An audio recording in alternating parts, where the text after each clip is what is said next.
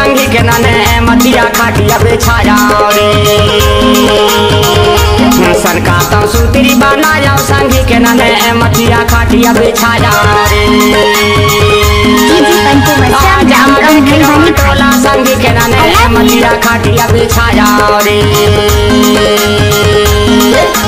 सनका तो सूत्री बनाया छला के नने खटिया मटिया बिछाया रे सनका तो सूत्री बनाया छला के नने खटिया मटिया बिछाया रे आजा वे टोला छला के नने खटिया मटिया बिछाया रे